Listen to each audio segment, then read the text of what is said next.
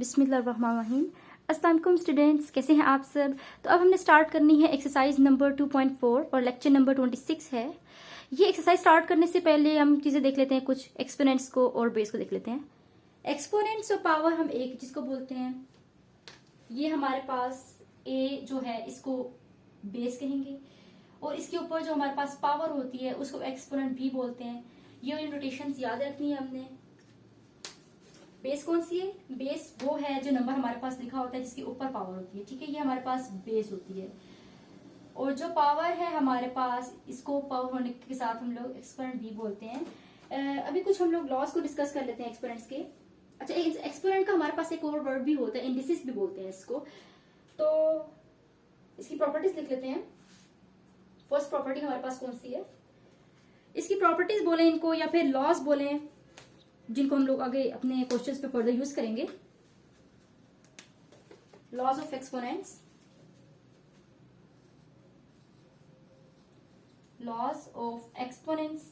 अब एक्सपोनेंट्स बोलते हैं इनको ही पावर भी बोला जाता है और इंडिसेस मैंने जैसे आपको बताया ये भी कहा जाता है इनको।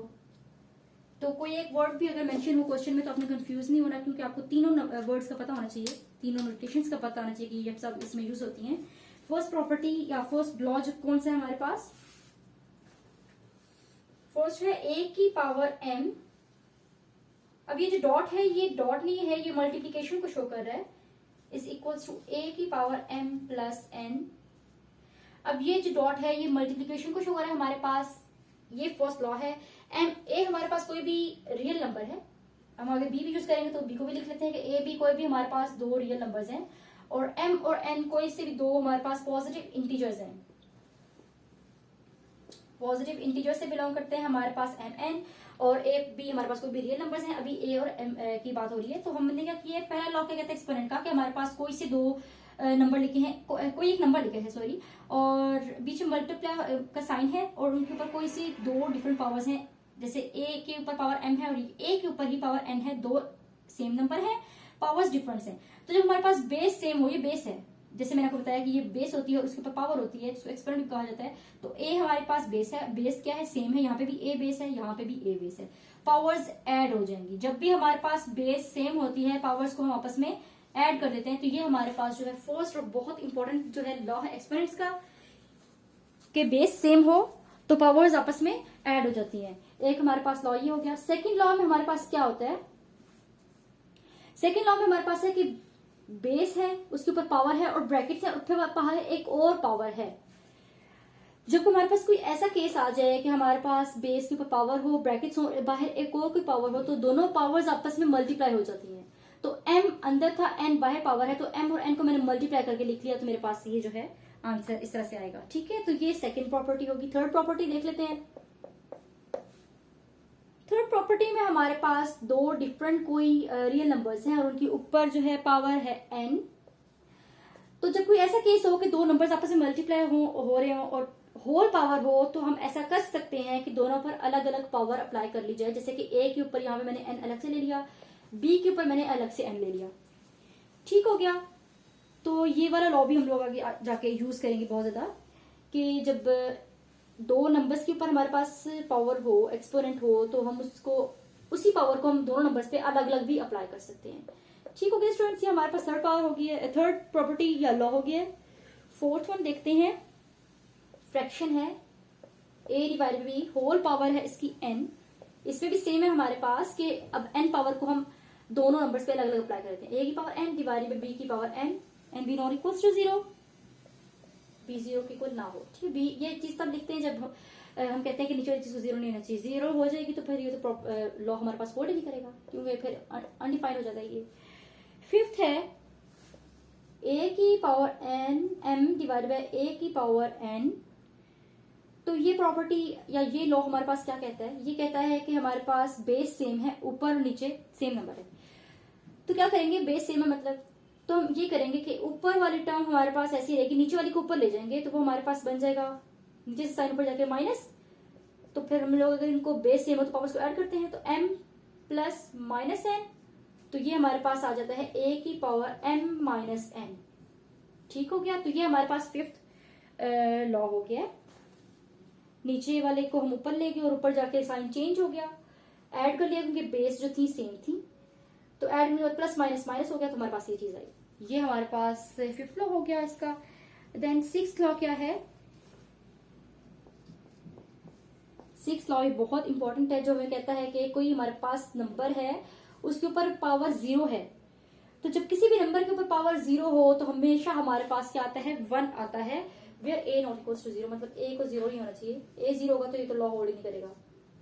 ठीक है, तो ए के ऊपर पावर 0 है, जिसको नॉट भी बोलते हैं, कि जब भी किसी चीज के ऊपर पावर नॉट आ जाए, मतलब 0 आ जाए, तो वो हमारे पास 1 के इक्वल आ जाता है। अब सेवंथ लॉ देख लेते हैं इसका। सेवंथ लॉ में क्या है? किसी भी रियल नंबर के ऊपर जो हमारे पास नेगेटिव पावर होती है, तो उस नेगेटिव पावर को पॉजिटिव करने के लिए हम ऐसे करेंगे कि उसकी प्लेस चेंज कर लेंगे। जैसे कि मेरे पास अब ए के ऊपर माइनस पावर है, तो मैंने क्या किया? मैंने उसको ऐसे लिख दिया, ये, तो मेरे पास पावर जो है इसकी प्लस होगी, मैंने फ्रैक्शन की फॉर्म में लिख लिया। ठीक है, तो जब किसी भी नंबर की पावर को हम लोगों ने जो है पॉजिटिव करना हो, तो हम उसको फ्रैक्शन की फॉर्म में लिख लेते हैं। नीचे है तो ऊपर लिख लेते हैं, ऊपर हो तो नीचे लिख लेते हैं। मतलब अभी ए के नीचे कुछ भी नहीं से मतलब 1 है, तो ऊपर नीचे कर लेंगे तो हमारे पास एक तो पावर इस तरह से भी चेंज होती है। जैसे हमारे पास जब किसी भी, फॉर एग्जाम्पल किसी भी, ये तो मैंने आपको आसान लफ्जों में बता दिया, लेकिन अगर जो लॉ को देखा जाए, लॉ क्या कहता है, तो वो ये कहता है कि हमारे पास किसी भी नंबर के ऊपर नेगेटिव पावर है तो हम उसको हमेशा 1 से डिवाइड करके लिख लें, तो हमारे पास क्या होता है? वो पॉजिटिव हो जाती है पावर। और यहाँ पे भी हम ये बोल रहे हैं कि where A not equals to 0, क्योंकि यहाँ पे भी हमारे पास नीचे वाली टर्म 0 नहीं होनी चाहिए, तो इसलिए हमने यहाँ भी कह दिया ए ना हो 0 के इक्वल। तो ये हमारे 7 जो लॉज हैं एक्सपोनेंट्स के, इंडिसेस के, वो हमने डिस्कस कर लिए हैं। अब हम इसकी एक्सरसाइज स्टार्ट करते हैं और उसके क्वेश्चंस को देखते हैं उनमें क्या है, और वो सॉल्व करते हैं। क्वेश्चन नंबर 1 स्टार्ट करते हैं। तो अब इस क्वेश्चन में क्या कहा गया है कि use laws of exponents to simplify. हमारे पास क्वेश्चन नंबर 1 में कुछ पार्ट्स गिवन होंगे और उनको सॉल्व करना होगा यूज करके एक्सपोनेंट्स के लॉज को। तो फर्स्ट पार्ट स्टार्ट करते हैं। इसमें हमारे पास 243 की पावर -2/3 इंटू 32 की power -1/5 divide by square root, या रेडिकल बोल सकते हैं, 196 की पावर -1 है। अब इसको सॉल्व किस तरह से करना है? सबसे पहले जो हम लोगों ने करना है, हम लोग इन सब नंबर्स का एलसीएम ले लेते हैं और जो हमारे पास आंसर आएगा वो इसकी जगह पे लिखेंगे। तो 243 का लेते हैं। 243 कैसे करते हैं? साइड पे लिख लेते हैं इसको।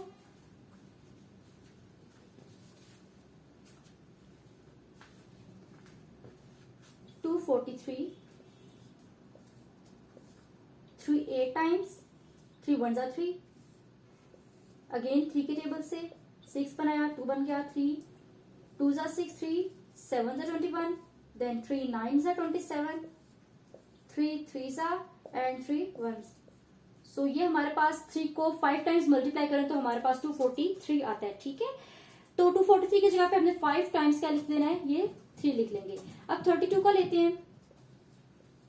32 का 2 के साथ 2 2 1 जा 2, 2 6 जा 12, 2 8 जा, 2 4 जा 8 एंड 2 2 जा 4, 2 1 जा 2।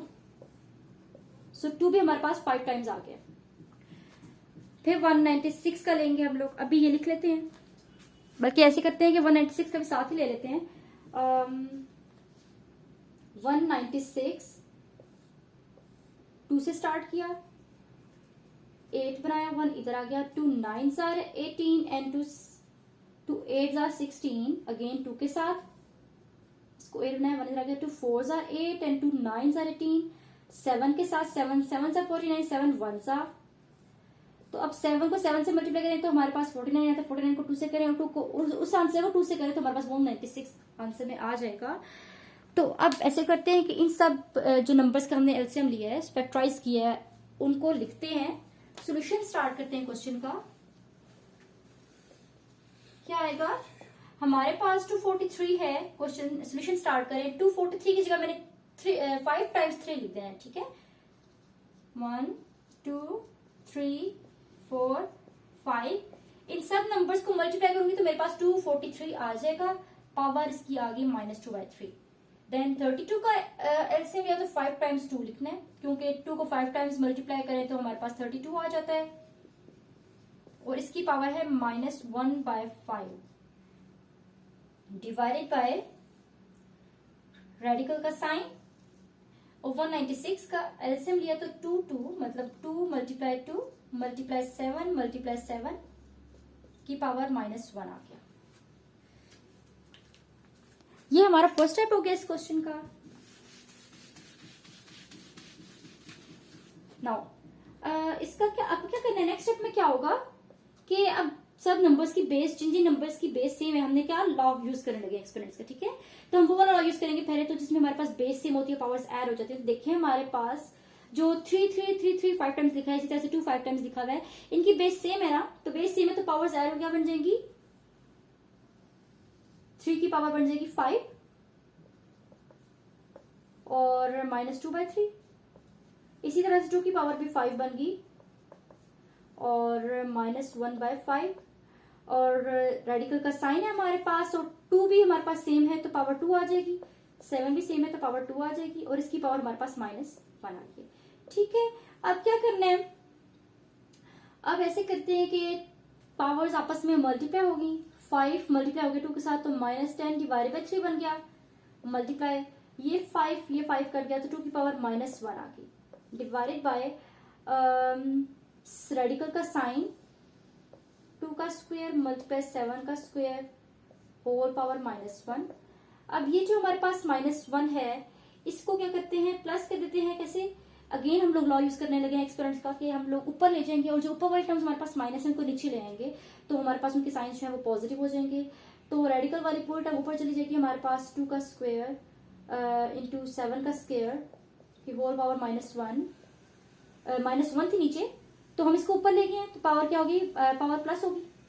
सिर्फ समझाने के लिए लिख रही हूँ, 1 पावर तो लिखना जरूरी नहीं होता।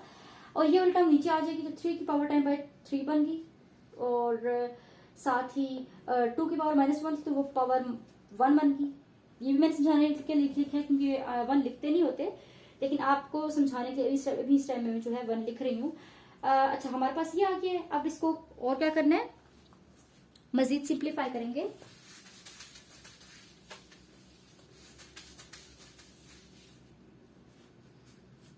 अब ये जो हमारे पास रेडिकल का साइन है ये दोनों नंबर्स पे अलग अलग अप्लाई कर लेते हैं। 2 का स्क्वायर पे अलग अप्लाई कर लिया और 7 के स्क्वायर के ऊपर अलग से रेडिकल का साइन अप्लाई कर लिया। 1 है वो लिखना जरूरी होता है, इसका मतलब कुछ भी नहीं है, ठीक है। और 3 की पावर 10/3 और साथ ही 2 लिखा हुआ है। अब क्या होगा कि ये 2 स्क्वायर रूट से कट गया रेडिकल के साइन से और ये भी स्क्वायर रेडिकल के साइन से कट गया तो 2 और 7 बच गए हमारे पास और नीचे भी हमारे पास 3 की पावर 10/3 इंटू 2 बचा। अब इस 2 की कटिंग हो जाएगी तो 7 डिवाइडेड बाय 3 की पावर 10 डिवाइडेड बाय 3 हमारे पास बच गए। तो अब हमारे पास आया है 7 डिवाइडेड बाय 3 की पावर 10/3। क्या हम ऐसे लिख सकते हैं 7 डिवाइडेड बाय 3, अब इसकी पावर हमारे पास 10 डिवाइडेड बाय 3, हम इसको मजीद सिंप्लीफाई कर सकते हैं क्योंकि कहा गया हमें सवाल में कि use laws of exponents to simplify. इन लॉज को हमने यूज करना है सवालों को, क्वेश्चंस को सिंप्लीफाई करने के लिए। सो 3 की पावर हमारे पास 10/3 है तो क्या मैं इसको इस तरह से लिख सकती हूँ 9 + 1 डिवाइडेड बाय 3। मैंने पावर को स्प्लिट कर दिया है क्योंकि इस तरह से मैंने इसको मजीद सिंप्लीफाई करना है। अगर आप चाहें तो ये स्टेप करते हुए डायरेक्ट आपका कैलकुलेटर से अगर करें तो आपके पास डायरेक्ट आंसर आ जाएगा, लेकिन स्टेप बाय स्टेप करेंगे तो ज्यादा आप लोगों के लिए अच्छा है। इसके मार्क्स होते हैं और ज्यादा अच्छा इंप्रेशन पड़ता है कि आपको हर स्टेप क्लियर है तभी आपने क्वेश्चन को सॉल्व किया पूरा। 3 की पावर 9 डिवाइड बाय 3 किया और 3 की पावर 1/3 किया क्योंकि हम इस तरह से इसको कर सकते हैं क्योंकि हमारे पास ये लॉ है कि हम पावर जो है अलग अलग हर रियल नंबर के ऊपर अप्लाई कर सकते हैं। तो पावर हर रियल नंबर के ऊपर अलग से अप्लाई कर ली। अब क्या करेंगे 7 डिवाइड बाय 3, अब 3 और 9 की जब कटिंग हो जाएगी तो हमारे पास बच जाएगा 3 और साथ 3 की power 1/3, right. Now 7 divided by 3 की पावर 3 हमारे पास 27 आ गया। और इसको अगर मैं रेडिकल फॉर्म में लिखना चाहूँ, रेडिकल डालूं तो मेरे पास, हम लोग ये करते थे ना कि हमारे पास जो पावर होती है, पावर फ्रैक्शन की फॉर्म में अगर हमारे पास पावर होती है इस तरह से, जो पावर हो, जो फ्रैक्शन हो, नीचे वाले टर्म कोई नंबर हो हमारे पास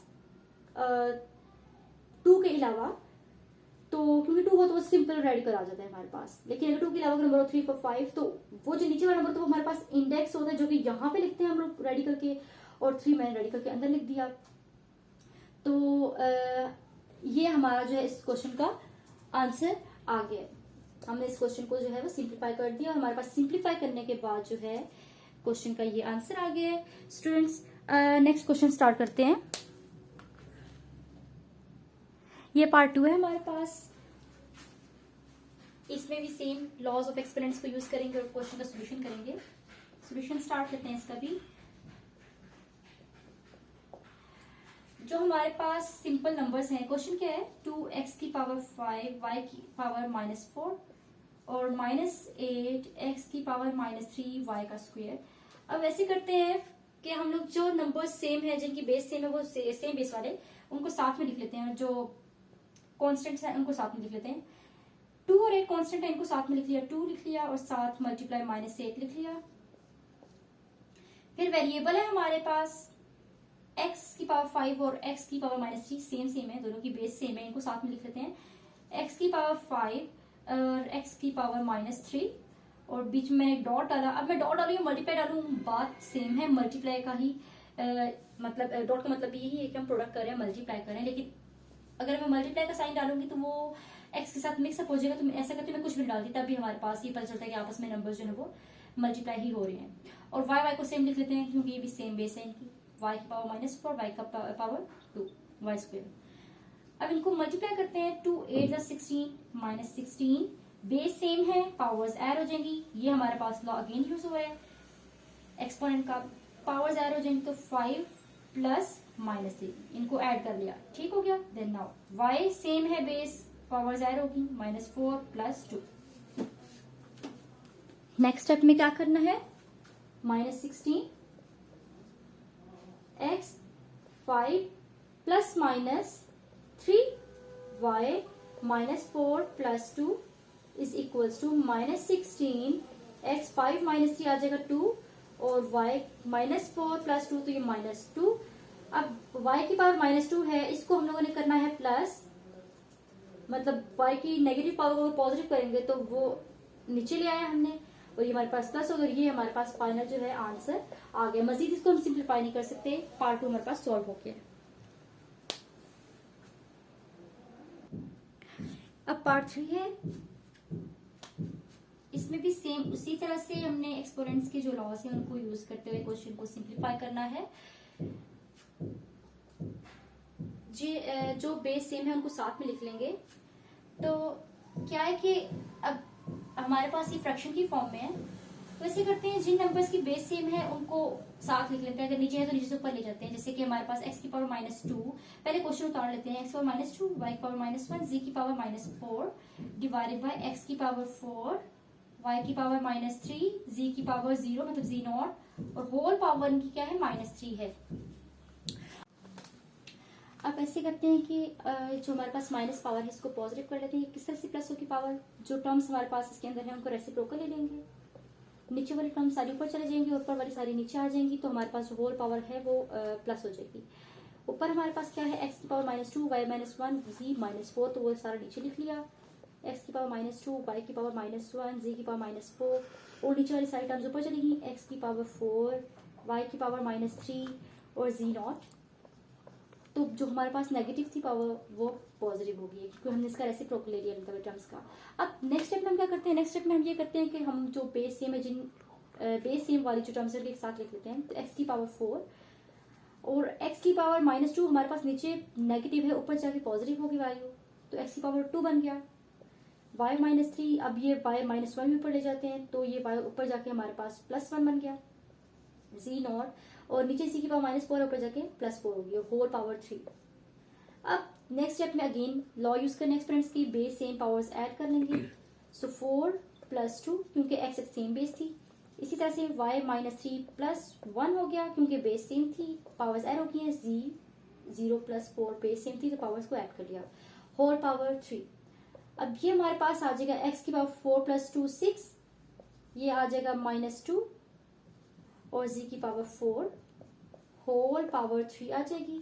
अब जो होल पावर 3 हमारे पास, उसको हम अंदर ले आते हैं और हर एक टर्म से अलग मल्टीप्लाई कर लेते हैं। ये भी हमारे पास एक्सपोनेंट्स का लॉ है एक। तो x 6 multiply 3, y -2 multiply 3, z 4 multiply 3। सो x 6 3 से 18 और ये हो जाएगा y 3 2 -6 और z 3 4 हमारे पास 12 आ जाएगा।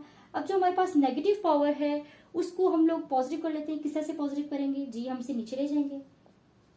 x की पावर 18 और z की पावर 12 हमारे पास यहीं पर रहेगा, लेकिन हम लोग y की पावर 6 -6 को नीचे ले आए तो वो हमारे पास पॉजिटिव हो गया, y की पावर 6 बन गया। ये हमारे पास आंसर आ गया। इसी से हम इस क्वेश्चन को मजीद सिंप्लीफाई नहीं कर सकते, ये फाइनल आंसर है हमारे पास। तो स्टूडेंट्स इस तरह से हम लोगों ने इस थर्ड पार्ट को भी कर लिया है, जो लॉस थे हमारे पास एक्सपेरिमेंट्स के, उनको यूज करके। उम्मीद है आपको समझ में आ गया होगा। बाकी के क्वेश्चंस हम लोग अपनी नेक्स्ट वीडियो में करेंगे। तब तक के लिए अल्लाह हाफिज।